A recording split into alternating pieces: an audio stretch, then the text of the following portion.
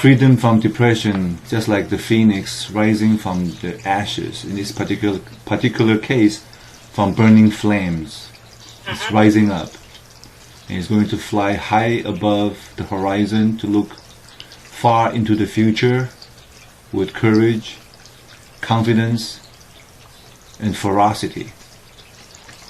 So, with that, let's get started. Eliminating depression in job transitions. As usual, we begin with a definition from the Webster Dictionary. One definition is a state of feeling sad. Depression. It's a sense of loss. It's a sense of having something that gave us much joy, gave us much happiness. It's a sense of being together, doing things together, fun activities. It's a sense of being cared for. You show up, they cook your food, they take your coat, and they invite you to sit by the campfire. Or, a loss of a watch, a loss of a job, a loss of a loved one, a loss of possession. All of these can result in the state of sadness. And if a person, let's say 24 hours, the person spends 15 hours with another, whether it be a dog or person or a job, and a lot of the significance and the personal identity, personal pride comes from that particular object or person. And when that loss occurs, then the intensity of the sadness and the pain will be much greater.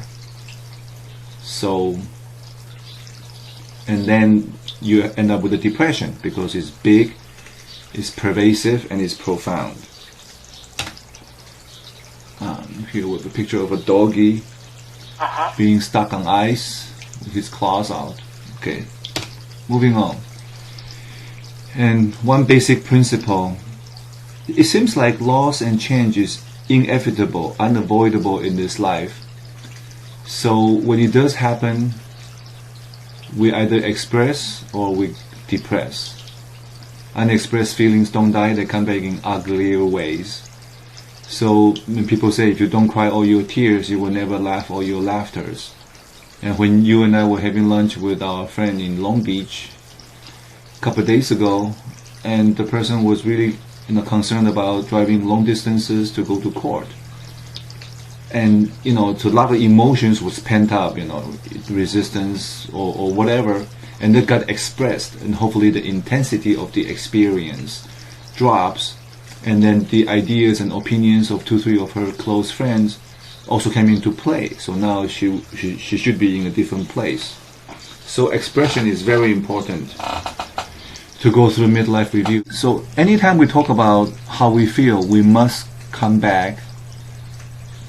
We don't must, meaning a very useful tool is the mirror identity reality tool, in that we live in a reality where we identify ourselves with external objects and people. And this is how I'm a father because of my child, I'm a husband because of my wife, I'm a son because of my parents. So this, once again, we come back to this.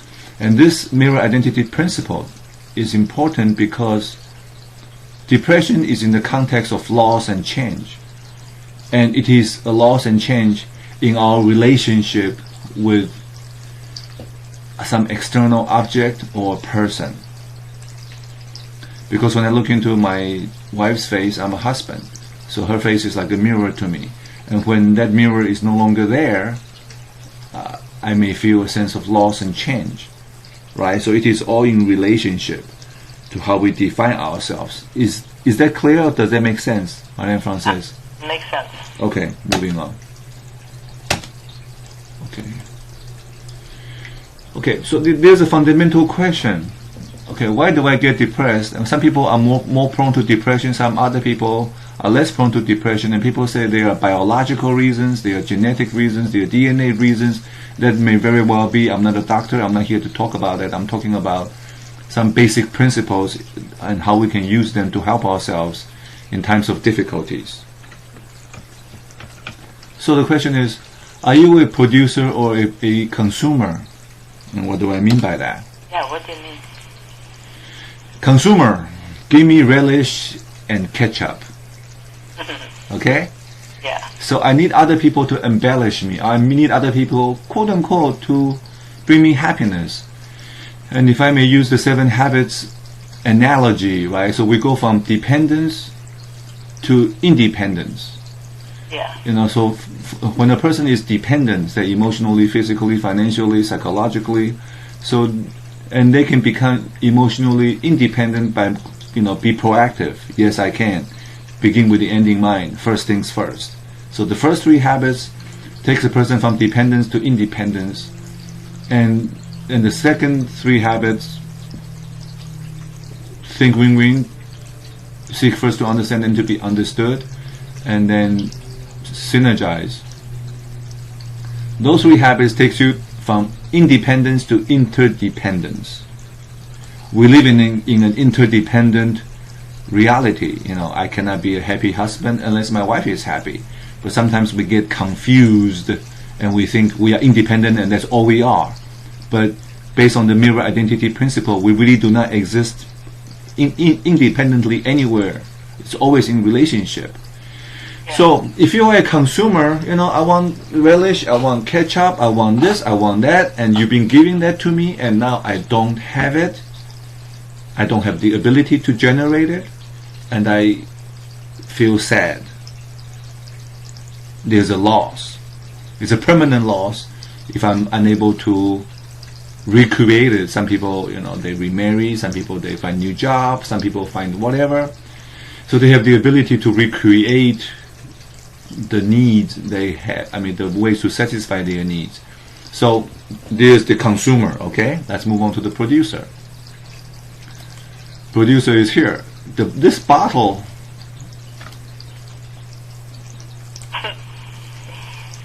one second.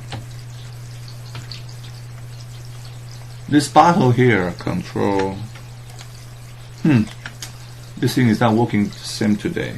PowerPoint is not working the same today for some reason. Normally control turns it into a pointer. Okay, so if you are a bottle of ketchup, then you are a producer. You are, or that little girl, she's able to put the ketchup on for herself, and if she knows how to create and get the ketchup somehow independently, then the loss will not be so great and it will not be so pervasive or so permanent. Okay, so summarize so far. Change is inevitable. Life is a continual process of change and loss. Now, how much you lose depends on your relationship internally with an external sub-object. Yeah. And if you live your life as a consumer, you always need people to come and make you happy. But if you are a producer, more independent and more interdependent rather than dependent, you are able to recover and generate your own happiness. Okay, so that's one key principle here. Are you a consumer or producer? And if you, Madame Frances, if you think about the people that have been most instrumental, uplifting, inspiring in your life, say from your family, it may be a grandmother, maybe an aunt. Yeah. You know, what are they always doing? I mean, for example, typically when we think of some great figures in our lives, they are always serving. My grandmother was always giving me food, taking care of me, making sure I was warm, right? Yes. So they are continuously producing output. And that's what made me feel so special around them, because I felt important and significant. Yeah. Okay. So the more we become producers, the more self-determined, self-reliant, self-mastered we are, rather than we're going to depend on the world to give us that happiness. Okay, so the next key concept here is what is passing through you. Okay, so we have lemonade here, it comes out sour, and we have Nestea, it comes out sweet. So the question is, what is passing through you? Is it sweet or sour? Or is it sweet and sour? Right? So that is a choice we make by the thought patterns we think, by habits that we have, and the curse or the blessing of a habit is that if you sow a thought, you reap an action. If you sow an action, you reap a habit. If you sow a habit, you reap a character. If you sow a character, you reap a destiny. Okay? Yeah. So at some point, the choice is taken away from you. Once a habit of focusing on the negative or asking dead-end questions to people, it's like a punch to the face. Oh, yeah. Why did you do that? So what happened to that? Where's this guy? But once something has become a habit, it becomes transparent to us, becomes a personal culture. Yeah. The reason the personal culture is invisible to us because that's how we see the world. That's the filter, the lens, the paradigm through which we see the world. So, this is a fundamentally hard question. What is passing through you, through me? Is it sweet or sour, or is it sweet and sour? So, we need to really examine, either maybe through a close friend or taking some kind of a self-assessment test, to figure out how much do we obsess on negativity, how much do we obsess on things which we have completely no control over, and then we become woe is me, I'm victimized, I'm upset, nothing ever goes my way, things just don't go right. Ever since I was a kid, this was that bad, my father was this, my teacher was that, my neighbor was that, my cousin is this, and my boyfriend, my girlfriend. It just goes on and on and on. And a lot of energy is spent in areas where a person does not have any control of. And there's a book called The Power of Now, right? The past is gone. I can never go back and transform the past. Actually, I could by revisualizing what happened in the past, by applying new principles. But by and large, all transformation takes place in the present moment. Yeah. So anytime we spend time in the past, unless we're there to fix something, pretty much it's not really helpful. Yeah, that's right. Okay. And usually, it's victimization, woe is me. So it's really sour stuff, bitter stuff. Okay. So the two key questions: are you a producer or consumer, and what is passing through you?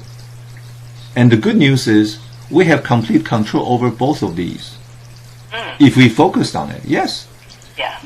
I went to my parents-in-law's house. My mother-in-law, as usual, yesterday cooked up this great, fantastic beef stew with cabbage and carrot and potato, and it's just delicious. I ate rice with it. And then I'm there trying to get ready for my conference call with China, and she comes in, we have snacks, fried banana. What a great matriarch. I've been knowing her for 20-some years.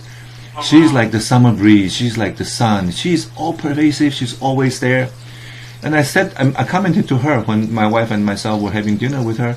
I said, great matriarchs are just not around anymore. The new generations, because they work, so they don't do this.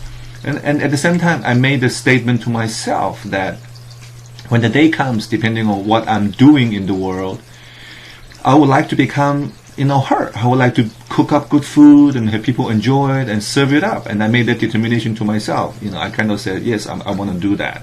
Unless I'm out there doing something else more pressing at the moment, right? So I have complete control over the person I want to become. Yeah. And there's another pitfall. There's a trick. Once a habit is formed, we not only is it invisible to us, it actually carries us away.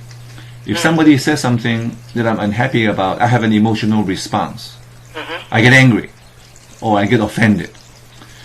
By the time that happens, it's too late. By the time I'm feeling tremendous amount of sadness and depression, I'm in it. I'm already in it. I'm already in the quicksand. It could go up to my neck. It could go up over my head, cover my nose, cover my mouth, cover my eyes. So there are two aspects of it, right? One is to be able to deal with it, and the other one is to not even go into it as much as possible.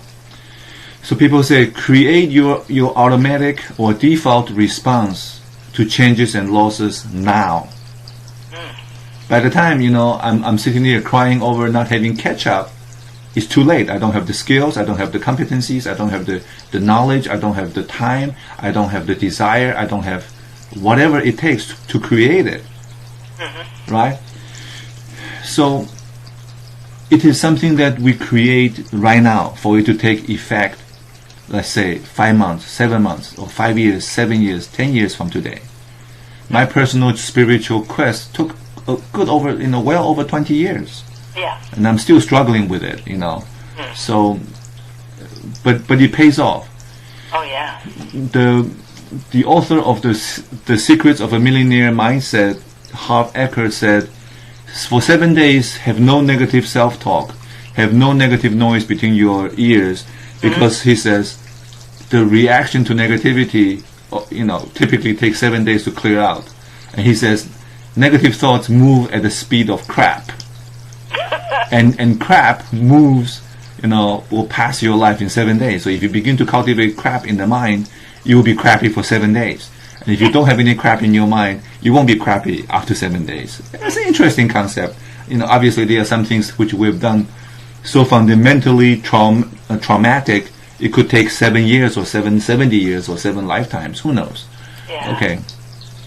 So the point of the picture, can you see the picture of the waterfall? Yeah, but can you bring your screen up a little bit? Oops. Yeah. This is Microsoft PowerPoint. I got this from Jahan, so I cannot really control it. Okay. It's okay. I need to go back and set the default. I'm using this template for the first time, so my apologies. But can you see half of it? Can you see all of it? Yes, I think I can. Yeah. Okay. So the point is, once you are on the way going down the Niagara Falls, it's a little bit too late. That's for sure. Okay. So the number of principles: are you a producer or consumer? What is passing through you? What are you making to pass through you?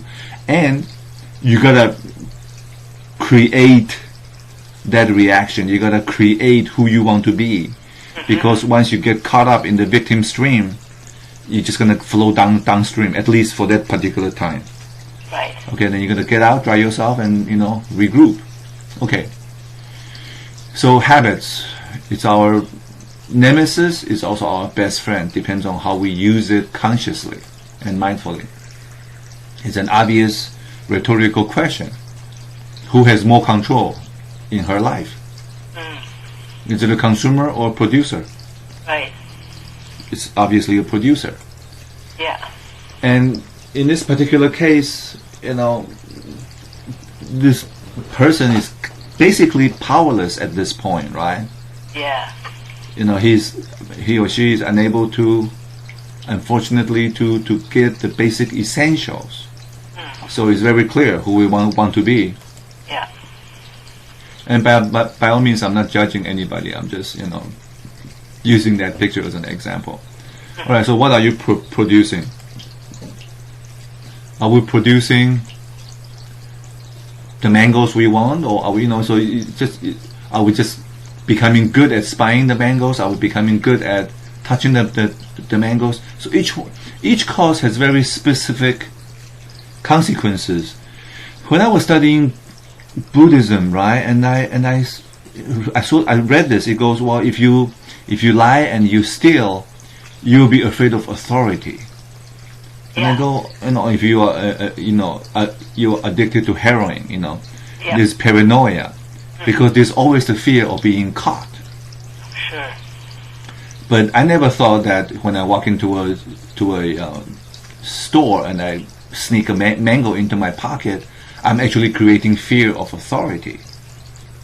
I never saw that connection, for example, right? So we gotta be very careful in what we are producing, because we cannot create consequences of our actions. We can only create our actions, and consequences flow from it as a natural law. So we are talking about, once again, in this Tao of Job Transitions, freedom from depression, is to look at these laws. Because if indeed they are laws, we should be able to apply them and get the results we want. Okay. And then we have one more rhetorical question. What do you choose? What do I choose? Elation or depression? And the answer obviously is elation, right? Nobody wants to be depressed. Yeah, for sure. So there were few times when when I have some discussions, some workshops, very rigorous and vigorous, and some heavy, strong exchanges, and afterwards I felt so released and very much at ease. So if I have so many topics I want to solve through education and training, or at least to express myself, I'm creating happiness, I'm creating ease, I'm creating elation within myself. Oh, for sure. That is a creation. And I often use, everybody uses extreme examples to just make a point. Let's go back to Mother Teresa, right? I mean, she was out there very busy producing, and she was like making sure what was flowing through her was compassion and love. Yeah. There's really not too much room. I heard that she was also depressed. She also wrote letters that and saying that there is no God. If there is God, how can this happen? I'm not sure if she actually did that, but if she did, that's fine. I mean, we are human beings. Nobody is saying 100% of your thoughts must be positive, right? Especially given what she was going through. I mean, we are human beings. Right. So the choice is clear. The question is, how do we choose it? Right, by choosing our thoughts, by choosing our actions. For example, you created a LinkedIn group trying to help people out, and people come to you and you share your information and your skills and your insights and your experience with them. When we are doing things like that, what is actually flowing through us? Elation. Yeah, compassion, friendship, helpfulness, reaching out, making a difference. And in one particular case with Mr. LC, he got a job and now he wants to take us out to lunch. I mean, which is elation manifested in physical reality, right?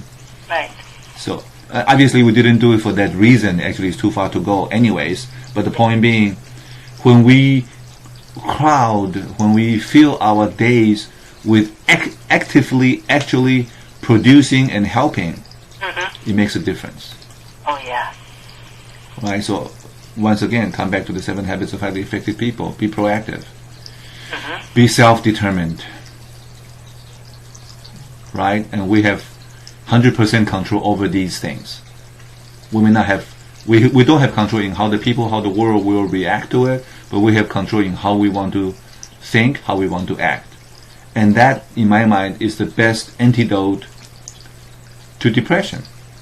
That's right. Some people lose a spouse to a sickness, and they become depressed for the next, 5 months, 5 years, 50 years. And on the other hand, just as an example, kind of a nonsensical example, like Donald Trump. I think he's been married 2, 3, 4 times. Yeah. I'm not sure how much time he has to get depressed over his ex-wives, because he always got new wives, young and pretty wives, and he's always so busy with his work. So he really has no time, in my mind, to be depressed, because he's busy about his life. And I'm not making any value judgments here, just as an example that these principles work.